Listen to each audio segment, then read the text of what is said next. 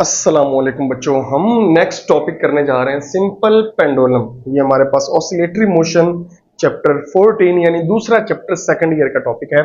Simple harmonic motion के related simple pendulum. बच्चों ये मैंने डायग्राम बनाई है सिंपल पेंडुलम की, तो पहले इसकी डेफिनेशन देख लें, आगे मेन काम तो मैथमेटिकली है। A simple pendulum consist of a heavy solid Bob. यहाँ पे जो ये है ये हैवी सॉलिड बॉब है, ठीक है ये, और ऑफ मैस m, ये मैस इसका कोई ना कोई है, सस्पेंडेड फ्रॉम रिजिड स्पोर्ट, ये रिजिड स्पोर्ट है, रिजिड स्पोर्ट, इसके साथ इसको हमने जोड़ा हुआ है, ठीक है। थ्रू इन एक्सटेंसिबल, ये जो रस्सी है, ये जो धागा है, ये मूव नहीं करते, फिक्स रहता है, यानी इसमें लचक नहीं है, यानी इसकी लेंथ चेंज नहीं होती, इन एक्सटेंसिबल है, ठीक है। String of a certain length, तो ये हमारे पास सिंपल पेंडुलम की सिंपल सी डेफिनेशन है, ठीक हो गया। कुछ बच्चे कहते हैं इसको सिंपल पेंडुलम क्यों कहते हैं, क्योंकि बच्चे पेंडुलम की काफी सारी टाइप्स हैं, उनमें सबसे जो सिंपल है वो ये है पेंडुलम, ठीक है। इसको हम कैलकुलेट करते हैं, इसका टाइम पीरियड फाइंड करते हैं। तो बच्चे स्टार्ट करते हैं, पहले इसकी जो मेन चीज है बच्चों, इसको हमने इसके कंपोनेंट में रिजॉल्व करना है कि जब आप इसको मीन पोजीशन से एक्सट्रीम पे लेके जाते हो तो कौन सी फोर्स है जो इसको वाइब्रेट करवाती है, ऑसिलेट करवाती है, वो फोर्स हमने फाइंड करनी है। तो बच्चे ये ओ पोजीशन पे थी, हमने इसको उठा के लेके गए ए पे। अब ए के ऊपर, इसके ऊपर लगने वाली फोर्सेस, एक तो इसके अंदर लग रही है टेंशन, और इसकी लेंथ एल है, लेंथ एल है, और हमने इसको डिस्प्लेस करवाया थ्रू डिस्टेंस एक्स, ये एक्स डिस्टेंस तक हमने इसको डिस्प्लेस करवाया, ठीक है।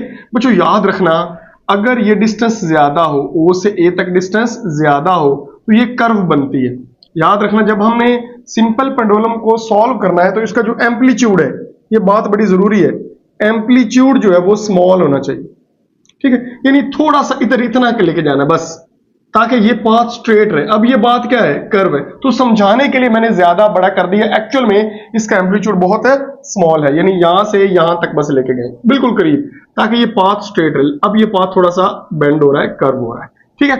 अब बच्चे इसके इधर टेंशन लग रही है, नीचे लग रहा है वेट W, और आपको पता है W इज इक्वल टू क्या होता है, mg। अगर मैं टेंशन को एक्सटेंड करूं तो मैं इसके कंपोनेंट बनाऊं वेट के, तो ये दो कंपोनेंट बनते हैं, ये थीटा बन रहा है एंगल, वही एंगल ये थीटा है, यही एंगल ये थीटा है। आपको पता है थीटा के सामने वाला होता है sine theta, mg sine theta, और ये वाला जो बेस वाला कंपोनेंट है ये होता है mg cos थीटा। अब ये डायग्राम इतनी सी बस आपको पता होनी चाहिए। अब गौर करना बच्चे, अब ये एक बन रही है, क्या कहते हैं उसको, एक रेक्टेंगल बन रही है। अगर ये mg साइन थीटा है तो ये भी mg साइन थीटा होगा, ये वाला पोर्शन mg साइन थीटा। अब देखो इधर बच्चों, यहां पे बात समझना, अगर मैं इस तरह बात करूं वर्टिकल, तो ऊपर टेंशन, नीचे mg cos थीटा, तो दोनों एक दूसरे के इफेक्ट को कैंसिल कर देते हैं, यानी t इज इक्वल टू क्या हो जाता है, mg cos थीटा। ये दोनों एक दूसरे को जब कैंसिल करेंगे, इसलिए पेंडुलम ना ऊपर जाता है ना नीचे जाता, बल्कि इस डायरेक्शन में जाता है। अब देखो बच्चे, जब आप ए पे छोड़ोगे तो उसको कोई ना कोई फोर्स इधर लेके आएगी, उस फोर्स का नाम है रिस्टोरिंग फोर्स F, और वो F यहां पे जो लग रही है वो कौन सी लग रही है, mg sin थीटा, क्योंकि mg cos थीटा और टेंशन तो कैंसिल हो गए, तो ना पेंडुलम ऊपर जाएगा ना नीचे, वो तो इधर जाएगा, तो इधर जो फोर्स उसको लेके आ रही वो कौन सी है, mg sin थीटा। तो फोर्स जो लग रही है रिस्टोरिंग फोर्स, उसके ऊपर वो क्या लग रही है, mg sin थीटा, साथ क्या आएगा माइनस, क्योंकि इसकी डायरेक्शन है टुवर्ड्स द मीन पोजीशन। अब बच्चे हमें पता है F इज इक्वल टू होता है ma, और ये आ गया minus mg sin theta, m से m कैंसिल, तो a इज इक्वल टू क्या आ गया, माइनस g sin थीटा। बच्चे यहाँ पे मैंने पहले भी बात की है कि एम्पलीट्यूड स्मॉल होना चाहिए। एम्पलीट्यूड स्मॉल का मतलब है कि अगर एंगल भी स्मॉल होगा, ठीक है, एंगल स्मॉल हो, जब थीटा स्मॉल हो बच्चे याद रखना, तो हम एक अप्रोक्सीमेशन यूज करते हैं, हम ये करते हैं sine theta is nearly equal to theta, ये अप्रोक्सीमेशन यूज की जाती है। तो पहले मैं ये समझा दूं ये क्यों यूज करते हैं। बच्चों ये देखो, ये एक सर्कल है, उसमें ये एंगल बन रहा है, ठीक है, ये एंगल बन रहा है, ये रेडियस होता है, आपको पता है ये थीटा होता है, ये आर्क लेंथ कहलाती है, जिसको बोलते हैं s। तो जो एंगल का फार्मूला होता है, एंगुलर डिस्प्लेसमेंट, वो होता है आर्क लेंथ, ये वाला, ओवर रेडियस, यही फार्मूला है, आप सबको पता है बच्चों। आर्क लेंथ को किससे डिनोट करते हैं, s से, और रेडियस को r से। ठीक है। यहाँ पे जो ये डायग्राम बन रही है, अगर आप देखो पेंडुलम भी एक सर्कल का पार्ट होता है, याद रखना बच्चों, पेंडुलम भी एक सर्कल का पार्ट, तो उसकी जो लेंथ है वो रेडियस कहलाता है। मैं यहाँ पे बना के भी दिखाता हूँ, ये देखो बच्चों, ये बड़ी जरूरी बात है समझाने वाली। ये पेंडुलम है ना, तो आप देखो ये एक सर्कल पाथ में घूमता है, तो ये जो लेंथ है असल में ये क्या कहलाती है, रेडियस कहलाती है। तो यहाँ पे ये डायग्राम और ये डायग्राम गौर करना। अब मैं यहाँ पे यूं बना रहा हूं कि हमारे पास फॉर एग्जाम्पल ये पेंडुलम ही है, ठीक है, और वो इस तरह मूव कर रहा है, ठीक है। ये उसकी लेंथ L है जिसको हम R बोलते हैं, ये डिस्टेंस है जिसको हम X बोलते हैं। मैंने अभी समझाया है कि ये जो एम्पलीट्यूड है ये स्मॉल हो तो जो S है वो किसके इक्वल हो जाता है, X के। तो ये देखो, अगर मैं यहाँ पे साइन थीटा यूज करता हूं, इस इक्वेशन के लिए मैं यूज कर रहा हूं साइन थीटा, यहाँ पे कर ले। लो बच्चों, साइन थीटा हमारे पास होता है परपेंडिकुलर, गौर करना, ओवर हाइपोटेनस। ये अगर ट्राइंगल बनती है परपेंडिकुलर ओवर हाइपोटेनस, यहाँ पे परपेंडिकुलर क्या है, S, और हाइपोटेनस वही लेंथ वही रेडियस, तो S ओवर R। तो ये देखो थीटा का फार्मूला भी बन रहा है S ओवर R, और साइन थीटा का फार्मूला भी बन रहा है S ओवर R। तो अगर एंगल स्मॉल हो तो S जो है वो क्या बन जाता है, X, और R की जगह क्या आएगा, R। तो साइन थीटा और आर्क लेंथ, सॉरी जो थीटा है वो दोनों क्या हो जाते हैं, इक्वल। कब, जब एंगल क्या हो, स्मॉल। अगर नहीं समझ आए तो दोबारा देख लो, थीटा का फार्मूला होता है arc length over radius. Arc length यहाँ पे S है ये वाली, और ओवर R। अगर ये स्मॉल हो, ये एंगल और स्मॉल हो जाए तो ये पाथ बिल्कुल स्ट्रेट हो जाता है, तो इसको हम डिस्प्लेसमेंट भी बोल सकते हैं, इसलिए इसकी जगह हम X ओवर R भी लिख सकते हैं। तो दोनों सेम है, इसलिए बच्चों हम साइन थीटा जो है वो नियरली इक्वल टू क्या कर देते हैं, थीटा। तो A इज इक्वल टू आ गया माइनस जी थीटा, ओके। और थीटा की वैल्यू हमें पता है होती है S ओवर R, लेकिन S की जगह हम क्या पुट करेंगे, X ओवर R। वजह मैंने बता दी है, अगर डिस्टेंस स्मॉल हो तो ये जो यहां से यहां तक डिस्टेंस है उसको हम क्या कंसीडर करते हैं, X। तो S की जगह क्या आ गया, X, यानी आर्क लेंथ ही X कहलाती है। तो हमारा फॉर्मूला बन गया माइनस जी, और थीटा की जगह क्या आ गया, X ओवर, अब मैं R नहीं बोलूंगा, अब लेंथ बोलूंगा, क्योंकि यहाँ पे पेंडुलम की जो लेंथ है वो क्या है, L है बच्चों। तो ये सिंपल सा हमारे पास फॉर्मूला आ गया। अब हम जानते हैं, लास्ट लेक्चर में पढ़ा है, सिंपल हार्मोनिक मोशन की जो इक्वेशन है जो हम सर्कुलर मोशन में प्रूव करेंगे वो होती है माइनस ओमेगा स्क्वायर एक्स। तो ये एक एक्सेलेरेशन आ गया, एक ये आ गया, दोनों को कंपेयर करो तो ये बनेगा minus g x over l is equal to minus omega square x. Minus से माइनस कैंसिल, तो हमारे पास एक्स से एक्स कैंसिल, तो ओमेगा स्क्वायर जो है वो किसके इक्वल आ गया, जी ओवर एल।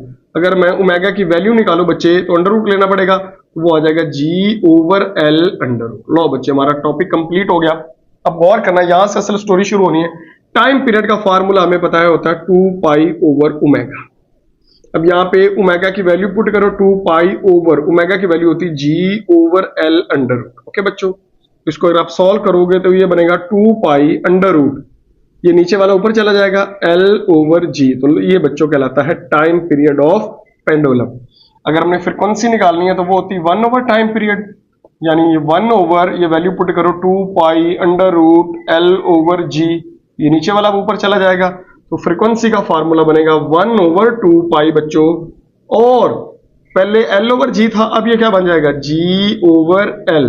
लो बच्चों, ये फ्रीक्वेंसी आ गई सिंपल पेंडुलम। तो ये हमारा लॉन्ग क्वेश्चन कंप्लीट होगा। यहां से बच्चों मैं कुछ सवालों के जवाब दूंगा जो बहुत जरूरी हैं। अब जो टाइम पीरियड है पेंडुलम का वो डिपेंड कर रहा है किसके ऊपर, लेंथ और जी के ऊपर। लेंथ बढ़ेगी तो टाइम पीरियड बढ़ेगा, लेंथ कम होगी टाइम पीरियड कम होगा, जी की वैल्यू बढ़ेगी टाइम पीरियड कम होगा, जी की वैल्यू कम होगी टाइम पीरियड ज्यादा होगा। फॉर एग्जाम्पल, अर्थ पे जी की वैल्यू है 9.8 मीटर पर सेकेंड स्क्वायर, और मून पे जी की वैल्यू है 1.6 मीटर पर सेकंड स्क्वायर। अब मैं आपसे पूछता हूं कहां पे टाइम पीरियड ज्यादा होगा, तो ये देखो जी पे सॉरी मून पे जी की वैल्यू कम है, तो यहाँ पे टाइम पीरियड क्या होगा, ज्यादा होगा, यानी पेंडुलम स्लो चलेगा। ऐसे स्लो चलेगा तो टाइम पीरियड क्या लगेगा, ज्यादा लगेगा। तो ये दो चीजों पर डिपेंड करता है, लेंथ और जी के ऊपर। अब फॉर एग्जाम्पल बच्चे, मैं यहां से इसको उठा के यहां पे लेके जाता हूं, यानी एम्पलीट्यूड बढ़ा देता हूं, तो बच्चे गौर से सुनना, ये बड़े काम की बातें हैं। अगर मैं एम्पलीट्यूड को इंक्रीज कर देता हूं या इसको डिक्रीज कर देता हूं, इस तरह के सवाल आते हैं conceptual. If amplitude is double what will be the time period, तो बच्चे एम्पलीट्यूड का इधर लिंक ही नहीं है। एम्पलीट्यूड इंक्रीज हो डिक्रीज हो तो याद रखना बच्चों, फार्मूला लिखो और बता दो time period will remain same. दूसरा, अगर मैस ऑफ बॉब, ये जो बॉब है इसका मैस डबल कर दिया जाए, इसका मैस हाफ कर दिया जाए, कुछ भी कर दिया जाए, तो भाई इधर मैस का कोई लिंक नहीं है, तो याद रखना time period will remain same. बात समझ आ रही? तो ना वो एम्पलीट्यूड के ऊपर डिपेंड करता है ना वो मैस के ऊपर। इस तरह के बड़े सवाल आते हैं कि एक स्टूडेंट ए है, उसने मतलब 20 ग्राम मैस लिया। एक स्टूडेंट बी है, उसने 40 ग्राम मैस लिया इस बॉब का, तो क्या किसका टाइम पीरियड ज्यादा होगा? तो याद रखना बच्चों, दोनों का टाइम पीरियड क्या होगा? सेम।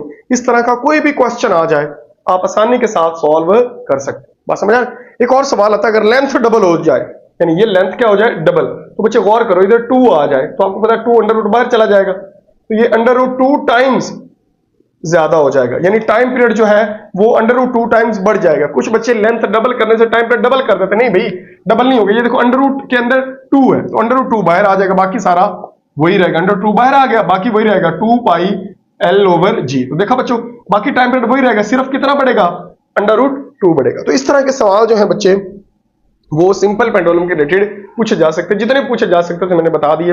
मिलते हैं बच्चों नेक्स्ट लेक्चर में, बहुत इंपॉर्टेंट लेक्चर है, uniform circular motion and simple harmonic motion. तब तक के लिए बच्चों अपना ख्याल रखिएगा। अल्लाह हाफिज।